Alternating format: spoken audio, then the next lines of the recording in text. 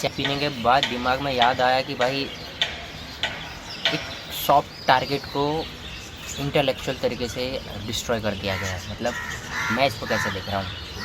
अगर अपन इस चीज़ को काफ़ी बारीकी से देखें तो ये ऐसा है जैसे कि लेंस कार्ड को टारगेट किया, ठीक है। उसके बाद नमिता ठाकुर जी को थापर जी को टारगेट किया। नमिता थापर जी को टारगेट करने का जो इशू है वो कहीं ना कहीं इस तरह से पक्का एक चीज़ तो ये दर्शा रहा है कि सोशल मीडिया इफ़ेक्ट करती है आजकल के लोगों के जीवन को, और सोशल मीडिया पे लिखे गए कमेंट्स और सोशल मीडिया पे की गई टिप्पणियाँ इंसान अपने निजी जीवन में उस चीज़ से प्रभावित हो रहा है। अगर नमिता थापर है वो नमिता थापर जी वो लेडीज़ हैं जो शार्क टैंक में अक्सर ये कहा करती थी कि इसमें मेरा इंटरेस्ट नहीं है तो इसलिए मैं क्विट कर रही हूँ, या इसमें मेरा इंटरेस्ट नहीं है तो मैं इस पर इन्वेस्ट नहीं कर सकती। और मुझे लगा था कि वो काफ़ी स्ट्रॉन्ग मेंटलिटी की होंगी, या काफ़ी ज़्यादा मजबूत उनकी मानसिक क्षमता होगी, क्योंकि जो ये 2-3 महीने से उनको ट्रोल किया जा रहा था उनकी एक वीडियोज़ के लिए, तो कहीं ना कहीं वो उस चीज़ से इफ़ेक्ट हो चुकी है और उन्होंने रिप्लाई दिया है सोशल मीडिया पे लोगों को और कहा है कि लोग इस तरह की चीज़ें करना बंद करें। बेसिकली मैं नमिता थापर जी को ये कहना चाहता हूँ कि हमें भी लगता है कि किसी को किसी से कोई प्रॉब्लम नहीं है, हम लोग को तो बिल्कुल भी किसी एज अ हिंदू आपने हिंदू लोगों को काफ़ी टारगेट किया, पर मैं आपसे छोटी सी रिक्वेस्ट ये करना चाहूँगा कि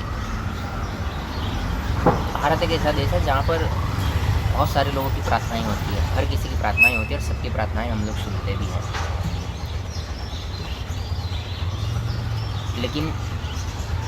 कुछ लोगों ने आपकी पुरानी रिकॉर्ड्स और पुरानी वीडियोस इंटरनेट पे सर्वर डाली है, वो देखी मैंने, तो मुझे बिल्कुल भी उम्मीद नहीं थी कि मतलब एज अ राजस्थान से आप बिलोंग करते हैं, आपके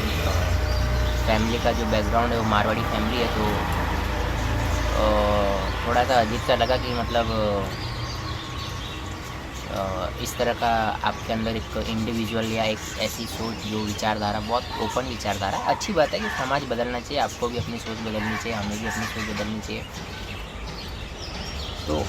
2-3 सॉफ्ट टारगेट थे जिसके बारे में बात करने वाला हूँ कि कैसे टीसीएस को और लेंस कार्ड को, और अभी बहुत सारी कंपनियाँ हैं जिनका डाउनफॉल चालू होने वाला है। जो एक रिलीजन की एक आइडियोलॉजी है, या जो जिसको हम जिहाद कह रहे हैं या कॉर्पोरेट जिहाद कह रहे हैं, ये कहीं ना कहीं एक तरह का ऐसा टारगेट था जो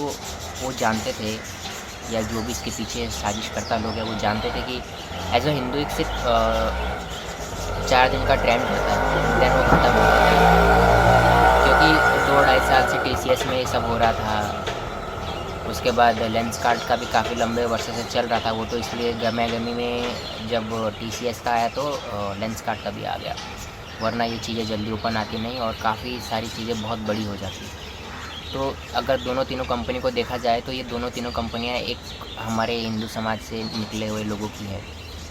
और हिंदू समाज ही हिंदू समाज का विरोधी बन चुका है। उसके बाद टाटा एक ऐसी कंपनी है जो भारत के अंदर एक रुतबा रख दी है, एक नामचीन कंपनी है जिसने भारत का भरोसा जीता है, जिसका नाम ही काफ़ी हो जाता है। अगर कहीं टाटा आ जाए तो लोगों का भरोसा बढ़ जाता है। टाटा का कोई भी प्रोडक्ट हो, चाहे लेंस कार्ड हो या कोई भी हो, चाहे आईपीएल हो या तो किसी भी चीज़, कोई भी चीज़ हो, तो कहीं ना कहीं चीज़ें उनके हिसाब से जा रही हैं। जो भी इस चीज़ के पीछे थे वो लोग सक्सेसफुली इस चीज़ को एंजॉय कर रहे हैं, और कहीं ना कहीं चीज़ें समझ ऐसी आ रही है कि जो करना चाहते हैं एज अ सोशलिस्ट और कॉरपोरेट, यानी कि धीरे धीरे भारत को एक नीचे की तरफ लेके जाने के लिए एक बहुत अच्छा रास्ता है कि अगर आप पहले तो आपने सोसाइटीज़ को डिवाइड करना है, देन सोसाइटीज़ भी ऑलरेडी डिवाइड हो चुकी है, क्योंकि टीसीएस के अंदर में जो कॉरपोरेट जिहाद हुआ, उसके बाद एक अमरावती में केस आया, उस केस के बाद भी काफ़ी मुस्लिम समाज के लोगों ने किसी ने भी कोई विरोध नहीं किया, कहीं पे भी इस चीज़ का विरोध नहीं हो रहा है मुस्लिम समाज के लोगों की तरफ से कि जो अमरावती में लड़के ने किया 180 लड़के के साथ गलत किया। तो 50% चीज़ें जो मैं समझ रहा हूँ, चाहे बड़े लोग या छोटे लोग, जो मुझे लग रहा है कि सोसाइटीज़ के अंदर में काफ़ी सारी मानसिक तौर पे एक दूसरे के प्रति वो चीज़ें निकल के आएगी सामने, जो मुस्लिम समाज चुप रहता है और इन चीज़ों को समर्थन करता है चुप रह के, क्योंकि दूसरे समाज के लोगों को यही लगता है कि जब आप किसी की गलती पे चुप है तो आप उसकी गलती को समर्थन कर रहे हैं। तो मैं लोगों से ये कोशिश करूँगा कि आपको अगर विरोध कर रहा है तो विरोध का तरीका बदलिए, और सोशल मीडिया पे या इस तरह से आप किसी की भावनाओं को, किसी के घर की इज्जत को आप इस तरह से अपमानित न करें। और नमिता थापर जी से तो कहूँगा कि आप इतने बड़े बिजनेसमैन हो चुके हो, आपको तो ये चीज़ें समझ आनी चाहिए थी। आप भी इस बहकाव में आके एक इंटरनेट पर काफ़ी मुझे लगा आपकी बात पे काफ़ी एग्रेशन था कल जब आपकी वीडियोस देखी। तो होता है इंसान कि उस चीज़ को बयान करना चाहता है, लेकिन ठीक है जो भी है। Thank you. जय हिंद, जय भारत।